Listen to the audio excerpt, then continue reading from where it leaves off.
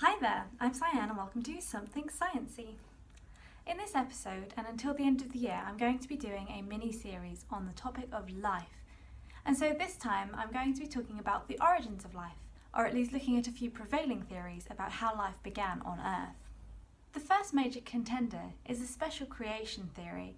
This is the idea that all life on Earth was created by an entity such as a god, or even aliens, and that they created life on Earth deliberately. This, of course, is the basis for many religions, for this creative entity also monitoring the morality of us, their human subjects. Also falling under this theory is the idea that the entire world is a computer simulation. And in fact, apparently, this is statistically quite likely, according to the visionary Elon Musk, who believes that there is a 1 in a billion chance that we are not a computer simulation. The next theory is called panspermia, which is the idea that there is life all over the universe and that it travels from planet to planet on traversing bodies such as meteors. This means that people who believe in this theory also believe that all life on Earth started somewhere else up in space, either on another body or actually in space itself. And this is fairly likely actually because of all of the cosmic radiation and all of the energies that are in the universe might actually be enough to kickstart life.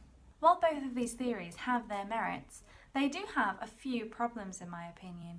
They're actually just pushing off the idea of where life on Earth came from, because if there is a creator, where did that creator come from? And if life on Earth did come from somewhere else, how did it start somewhere else, and where exactly is that, and where did it come from? And that's why my favourite theory is this last one, and it's the theory of biopoiesis. This is the idea that all life on Earth started as inorganic matter, and all of this inorganic matter was floating around in a primordial soup, which is kind of like the ocean but full of acid. And the idea is that these molecules all came together to form clumps. And some of these clumps were able to make other clumps look like themselves, and therefore they could replicate. And if you can do that, then eventually your kind of clump is going to take over what that ocean looks like. Eventually there becomes competition between different kinds of clumps, and they get better and better at replicating themselves, and that is the basis for the DNA that we have inside our cells that replicates themselves every time our cells divide. Now, these replicating clumps of inorganic matter may have found themselves within clay bubbles or in volcanic vents, or even make themselves protein shells, and these form the basis of the first ever living cells.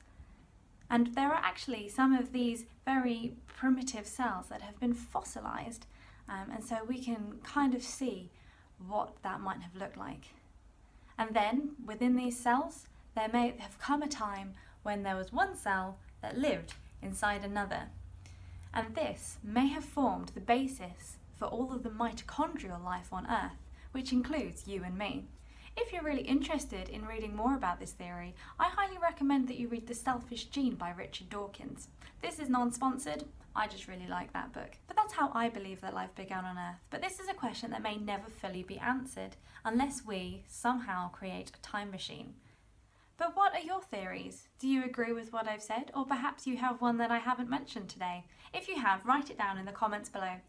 Also, if you have any other questions, also write them down in the comments and I will try and reply to you. Or if there are enough questions, I will make another video on the 3rd Thursday of this month. But as always, you've come for the science and now stay for the song. Here is a little rap about the origins of life.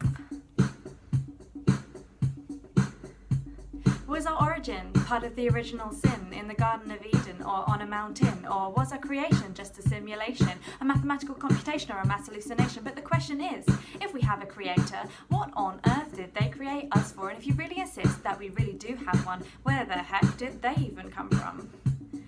Maybe we came from space, crash landing into the Earth's rock face, starting up the whole Earth race. Maybe there are aliens all over the place on meteorites, lighting the sky at night, giving birth to the Earth. There's a chance that they might, but take a look around. I think we came from the ground, pieced together from the bits of acid that we found. My favourite theory is this, biopoiesis. We don't have a purpose or a reason for business by the luckiest chance, or pure happenstance. I'm standing here on Earth and I'm doing this dance.